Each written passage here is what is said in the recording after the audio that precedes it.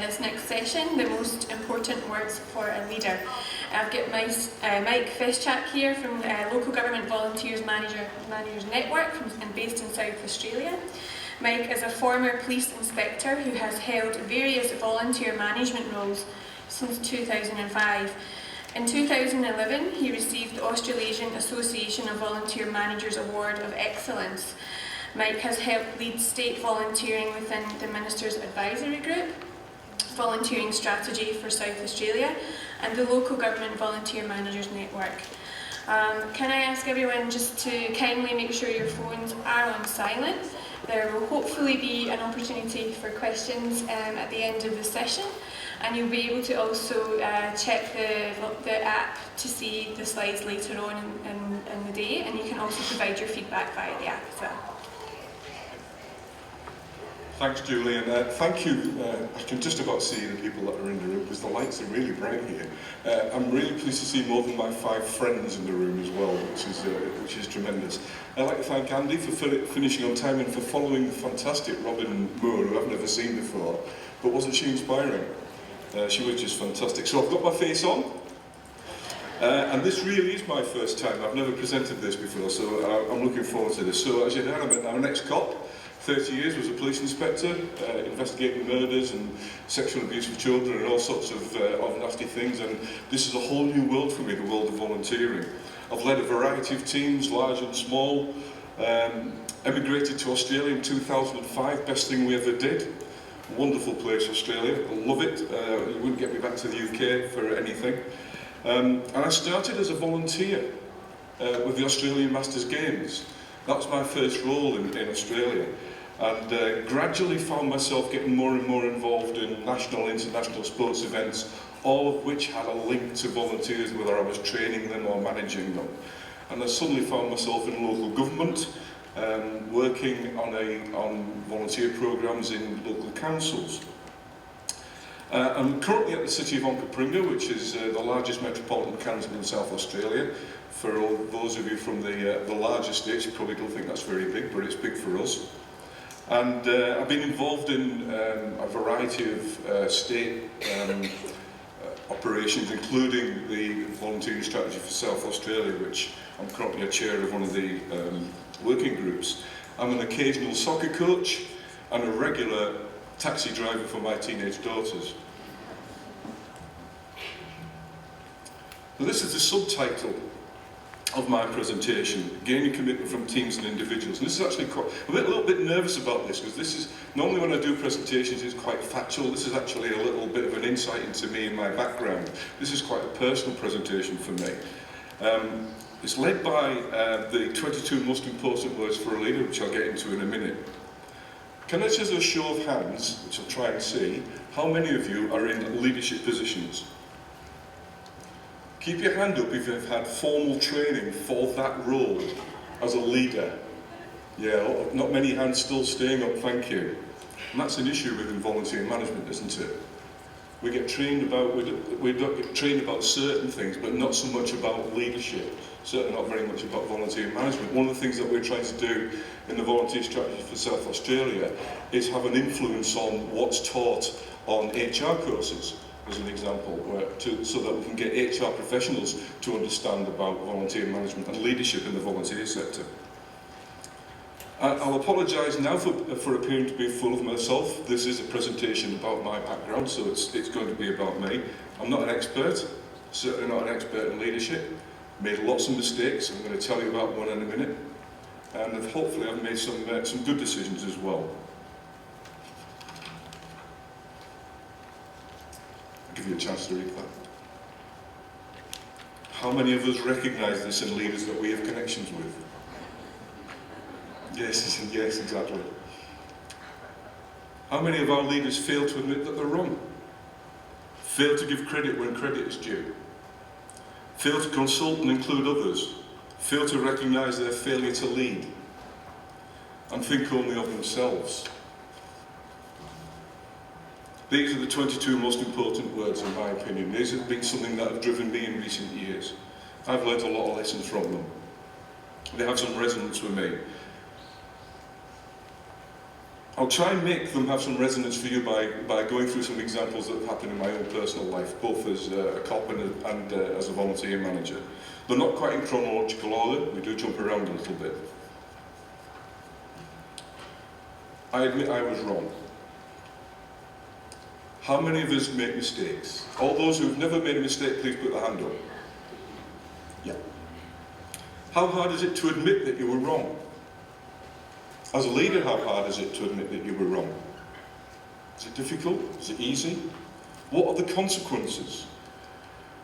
And I saw that the previous presenters had a bit of difficulty in getting interaction with the crowd, so I'm going to try anyway. What are the consequences if you don't admit that, sorry, if you do admit that you got something wrong as a leader? What are the consequences, ladies and gentlemen? You think people will think less of you? Increase credibility. Say that again, sorry? Increasing your own credibility. Increasing your own credibility if you admit that you were wrong. Yeah. Yeah. Openness. Absolutely. Yeah. Anything else? Sorry? Showing humility. Yeah. You're seen as a human. You're seen as willing to learn and as pragmatic. You're seen as doing your best for your role and for the team and not just for yourself. You're seen as accepting others' ideas. So what are the consequences if you don't admit that you were wrong? People know you're wrong anyway. People know you're wrong anyway. Yeah, yeah. What are the other consequences? How do people view you if you don't admit that you were wrong? You lose respect. Yeah. What was the other one? You lose trust. Yeah. You lose trust. You're seen as belligerent. You're seen as selfish. You're seen as lacking in knowledge and understanding. People won't approach you because you can't be wrong. People will not respect you. And I'm going to share something that's actually quite difficult for me to share with you because it was an issue where I was wrong. I didn't get it right, but it taught me a lot of lessons, and that's the positive side of it. Yes, that's me. A long time ago, 1993. For me, like most of us, it is difficult to discuss. I was the leader of the police union in the county of Humberside in the northeast of England. I represented 1,700 police officers. I was chair of the police federation in that area. The left picture is at a time where I was succeeding. I was ostensibly doing a good job. We were lobbying government heavily about changes that they were going to bring into the conditions of police officers. And I thought I was king of the world. But I was wrong. I tried to ride that wave of victory almost by making a number of changes in my organisation, in the police federation, in my area. I decided to restructure our committees. And I thought I had their backing. I didn't take time to communicate effectively or properly. I didn't take time to explain and to win hearts and minds. When it started going wrong, I didn't admit that I was wrong. I didn't go back and review things. I continued and tried to be belligerent and tried to force it through. The press clipping on the right is the obvious conclusion of that, where it says, police officers champion resigns. Yes, and I use the old, yes, I want to spend more time with my family excuse. Saving face. One thing that I learned was about saying that, yeah, I got it wrong. I had a colleague, a former colleague, and he's not with us now, bless him, but he was an expert at getting in before anybody else said it. I was his sergeant, he was one of my detective constables, and he would say, Mike, I've done this wrong. And he would get in before I could even admonish him for anything. And he would just leave me wrong-footed. And it was a very, very good lesson about doing as quickly as you possibly can. And also for me, when leaving that organisation, leaving that role, it was a secondment, it wasn't it wasn't a separate role to me being a police officer, it was a secondment for a period of time. It's about learning when it's time to leave and move on as well as a leader. It's not always good just to sit in your role and stay there forever. This is some more words. You did a great job. I know that volunteer recognition is something that's thrown through the whole effort of volunteer managers. We all thank our volunteers, I'm sure we do. And this was the Special Olympics National Games in 2010.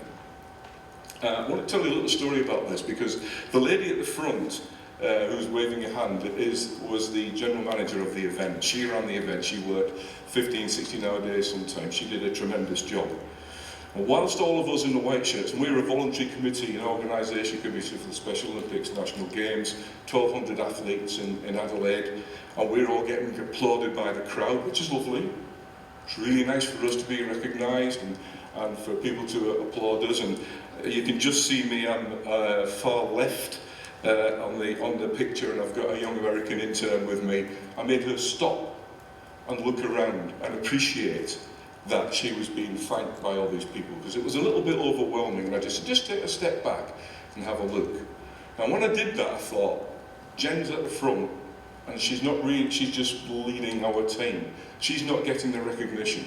So I actually moved to the front, and there was about 2,000 people in this auditorium, and I stopped the whole of the team that were with me, and I let Jen walk ahead on her own, and we all applauded her, because she did a fantastic job as a leader.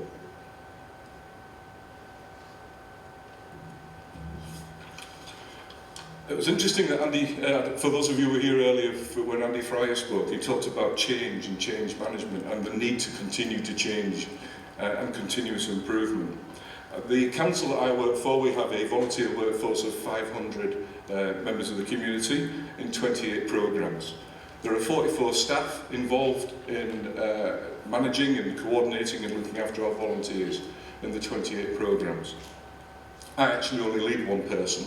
However, I've got to try and lead, like most volunteer managers, got to try and lead the other members of staff who I have no responsibility for, but I've got to try and lead them to deal with the expectations of our volunteer management framework. So we've got things like bus, graffiti, libraries, visitor information centre, community centres, art centres, youth centres, environment programmes, disability programmes, like a lot of councils.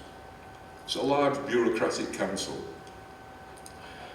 The staff and the volunteers, when I joined in 2012, had a huge ownership of their individual programmes, and I had to put in a process of change. And I learned the lessons of the Police Federation from the slide you saw earlier on. And I needed to make a large number of changes, so I involved the staff. I mean, one of your questions might be, what about the volunteers? And I'll hopefully come to that later on. But at that time it was important to involve the staff, because the staff were disengaged. A lot of them didn't even have the word volunteer in their position descriptions, because their main role would be library officer or something else. And it was about involving them and getting them engaged and managing up as well and getting management engaged. The pictures on the screen are from our latest joint venture, which is the volunteer party. Now you might think that's no big deal. Trust me, in our council that is a big deal. We only managed to get that embedded last year, that we had our first volunteer party last year. We had no council recognition of our volunteers prior to that. That was as a result of working with the staff, and the ones with their hands up in the big picture are actually members of staff and not volunteers. The band on the right hand side are the Shedtastics, which are from our disability programme, and that's staff, volunteers and the client as well. We managed those changes, we managed a lot of changes as a result of asking people what they think. And these are the things that we actually have achieved in the last 3 or 4 years. So we've got a centralised, updated recruitment, screening and selection process, so we don't have 28 silos anymore. We have an online database, which is Better Impact, who have a stall at the back of the hall. We have an initial corporate orientation, so they come and they do an hour with me, and we talk about what the organisation's about, where they fit in the organisation, before they actually start. And these are new. These might be things that you think are really, really basic, but these are actually new to our organisation.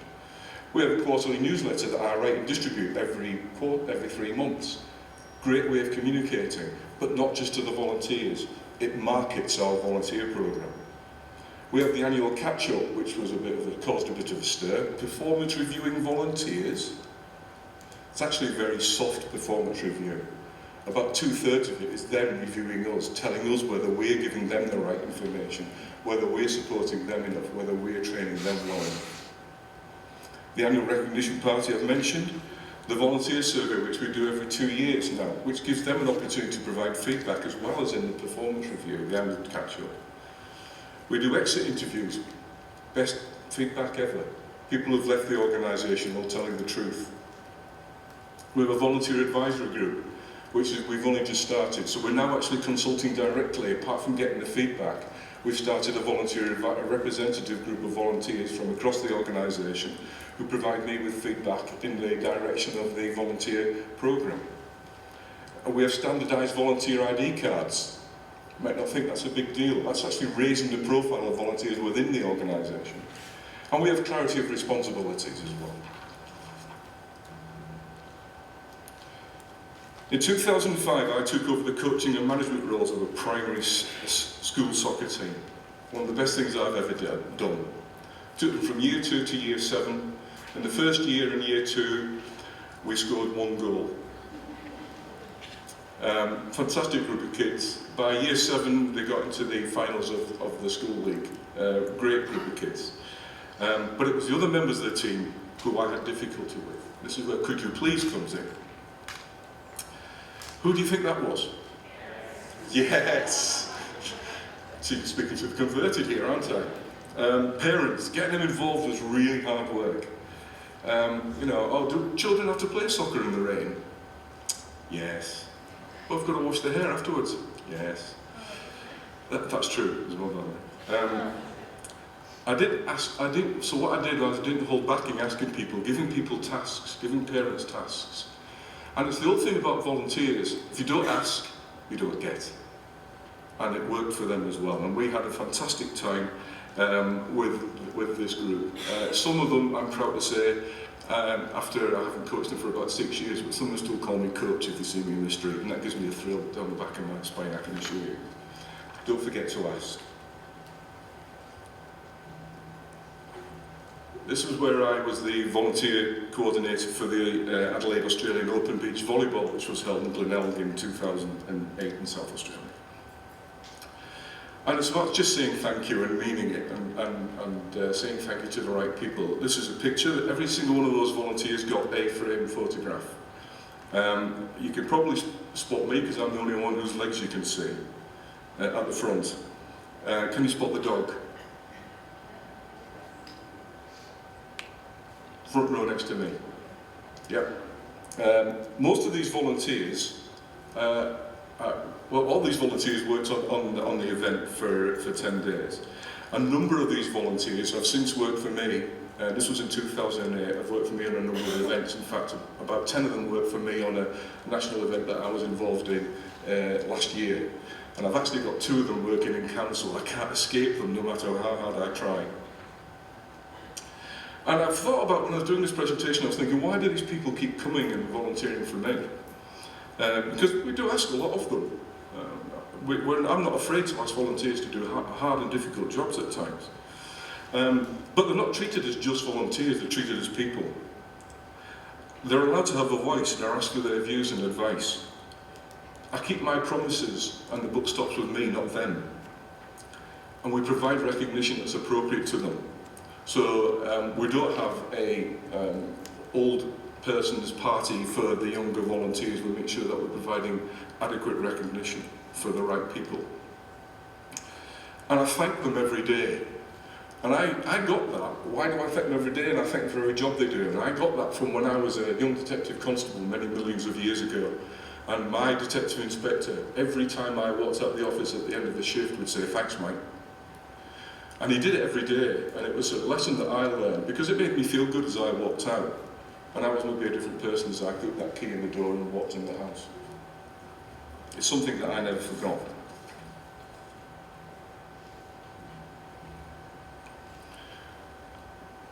This is the we. This is about collaboration and cooperation. And I'm going to talk about the Volunteer Managers Network. A couple of my colleagues are at the front, I can see them there. It's basically a network of volunteer managers from councils across South Australia. There's 68 councils in South Australia, and about 50 of them have got fairly large volunteer programs, and they're all members of the Volunteer Managers Network. I joined in 2009 when I started working for local government, and at that time there was one person running everything for the network. And it was a peer support network. It was a network where we could ask each other for advice, and we met together and chatted about the issues of the day. And it was a very effective network for that purpose. I produced a paper in 2010 suggesting that we could take it further and that we could formalise. And we created new roles of chair, vice chair, secretary, membership secretary, just like any normal board. And with a minute secretary, we've got an executive group as well. What we don't have is any funds, which is interesting. By 2013, we'd won the Australian Association of Managers of Volunteers Group Award for Excellence in Volunteer Management. I fulfilled my allotted 2 terms at the end of 2014, and I'm now vice chair, but the current chair is the lady in the red jacket in the middle of that picture, Narita Cronin from Rural Council. We achieved a lot, considering we're all working for a number of different businesses in reality. We're all working for our own councils. And we achieved a lot together, and this is what we achieved, without any funding. We developed an online communication repository resource through Better Impact. A number of us did presentations at the 2012 conference and at the 2014 international conference. We developed volunteer management workshops. We produced a logo. So that line's moved, but we produced that logo. That logo that's on there was produced as a result of a little bit of movement of money from a number of different councils. I won't say any more than that at this stage. But we produced a logo so we could get some recognition. We're represented on the Volunteer Strategy for South Australia, and we have about 6 of our group who are actually on the strategy doing various roles on that strategy. And it's the only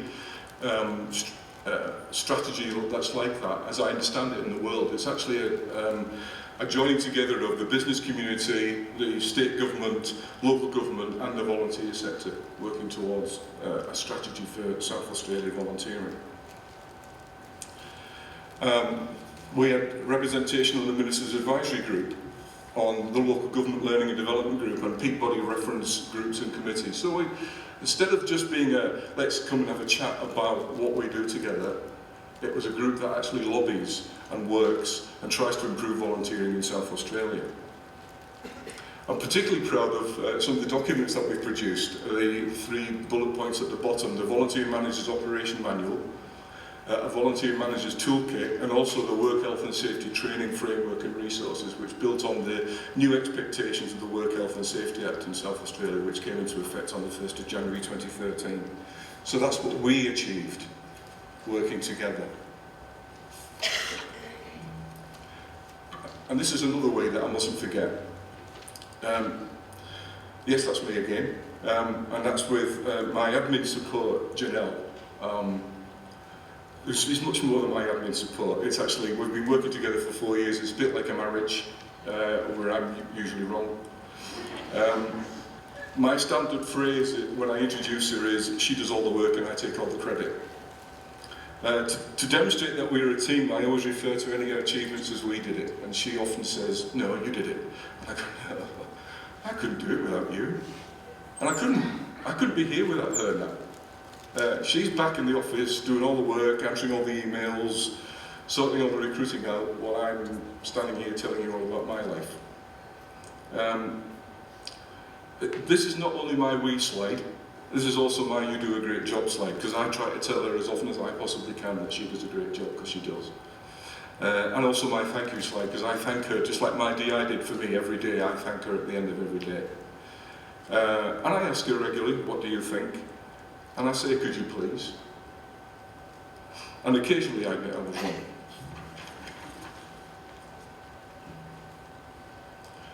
I'm going to have a go at this. My wife said not to do this, but I'm going to have a go at it anyway. I'm going to, for the eye, it's the poem The Indispensable Man. Does anybody know it? No. Good. It's also known as the Bucket of Water test by Saxon White Kissinger. When I was a very young drug squad detective, this poem was on the notice board in the office, and it was there for a reason. If you'd like to, I'd like you to join in with me as I read it out to you. This is the last bit of the presentation, so you can maybe just get rid of a bit of emotion out through this. I've never forgotten its existence. I try to remember. It's above my desk now in my office. So let's try and read it together. Sometime when you're feeling important, sometime when your ego's in bloom, sometimes when you take it for granted you're the best qualified in the room. Sometimes when you feel that your going would leave an unfillable hole, just follow these simple instructions and see how they humble your soul. Whoops. Take a bucket and fill it with water. Put your hand in it up to the wrist. Pull it out and the hole that's remaining is a measure of how much you'll be missed. You can splash all you wish when you enter. You may stir up the water galore. But stop, and you'll find that in no time, it looks quite the same as before. The moral of this quaint example is to do the best that you can. Be proud of yourself, but remember, there is no indispensable man or woman. If there's any questions, I'm happy to take them now, or that will be the end of the presentation. Thank you.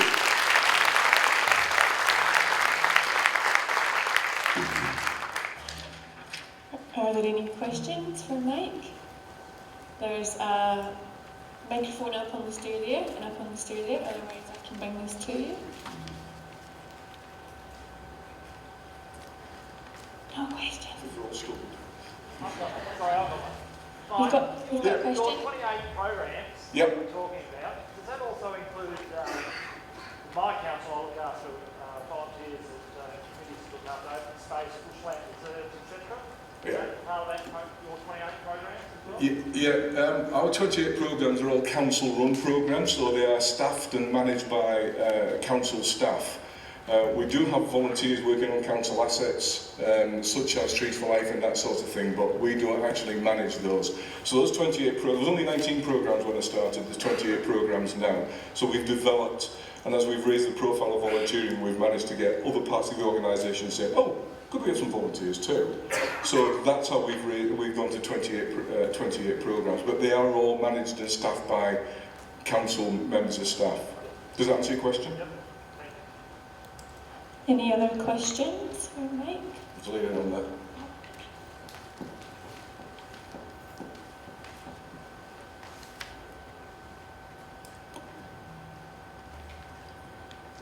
Hi Mike, I'm Jane from Nillumbik Shire Council in Victoria. Do you work closely with your HR department? Oh, great question. How long have we got? Yes, now. Not at the beginning, and I think that's down, and I'm not sure whether you find this, but where I worked, it was down to the personalities. We had an HR manager and an HR department that did not want to know volunteers. Now, we've got a new HR manager who's got no volunteer background but has been willing to take it on board. And I now get invited to HR team leader meetings. And I have regular meetings with the HR staff. So it's been a development, they're learning. One of the things that we're doing through the volunteer strategy for South Australia is we've got a project that my working team is working on, which is looking at the integration of volunteer management and strategies through HR departments. So we're hoping that that's going to have an influence, particularly in state and local government, because they're an ideal target to have a go at. So to answer your question, yes, I actually think that my role, and I might get some howls of derision from people about this, but I actually think that in my organisation, my role will be better off suited in people and culture, which is HR, rather than in a community development section, which I'm currently in. Okay.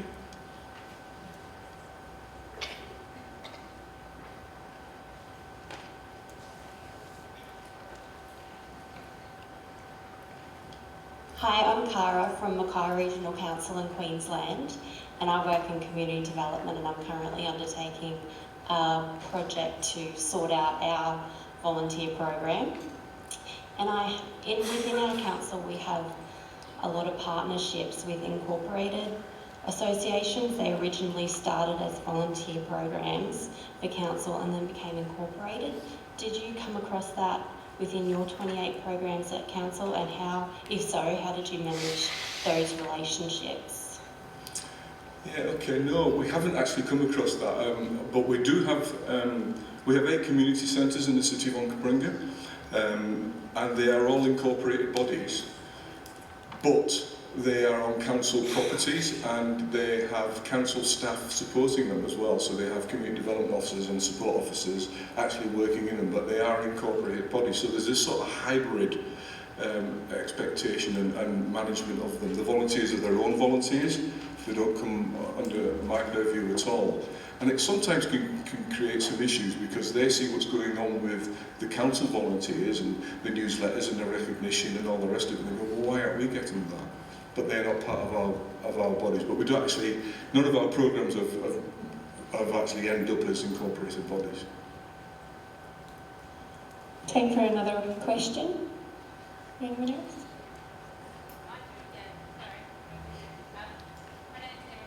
Can you move down to the mic? It's just so everyone can hear you. And me. Hi, my name's Emma Reid. I'm from the Red Cross. I'm actually working with councils at the moment. I think someone who's similar in your role to promote volunteering within their own council. I'm just wondering if you've grown your programs from 19 to 28. What are some strategies you could recommend, or you thought have worked particularly well to get other parts of the organisation on board? Oh, right, okay, to get the other parts of the council on board. Yeah, right, okay. Look, that's probably been one of my biggest jobs since I started, which is about, initially it was about raising the profile. We still have members of staff. We've got 700 members of staff in my council. We've still got members of staff who've got no idea about what the volunteer programme is about. I've done presentations to staff forums well, it's really about raising profile. I'm just trying to think through my answer for you. Part of that is about managing up and getting managers to accept and understand what's happening. Because for those of you who are Andy, there is a view that volunteer managers sit and have cups of tea with their volunteers all day. And if only that was true. But it clearly isn't. It's about risk management. I've used a couple of things as big hammers in the organisation to make sure that the organisation understands the risk and the expectations of volunteer management. So I've used the national standards, particularly the new national standards that have come out, and also the Work Health and Safety Act. So I've suddenly found myself as a member of our 3 health and safety committees, where volunteers weren't even mentioned before. As the volunteer representative, I'm on the 3 health and safety committees, and all of a sudden they've got me saying, actually no, you can't just talk about employees, you've got to talk about workers. And the newsletter, and I talk about the newsletter, and the volunteers think the newsletter's for them. It's not. The newsletter looks as if it's for them, but it's actually for the elected members in the council, who are basically our board of management. It's for the directors group, who decide what the strategy of the organisation is going to be. So it's about educating them. They may not read it particularly from front to back, but they get the messages. So communication, education, raising the profile. Does that help? If you want to chat afterwards, I can tell you a little bit more as well. We have time for still another question, if anyone has one. Or you can go for lunch.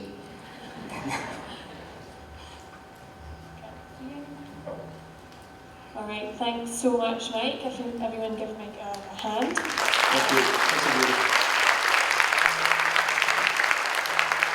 We're around for a while. If people want to catch up and any more questions.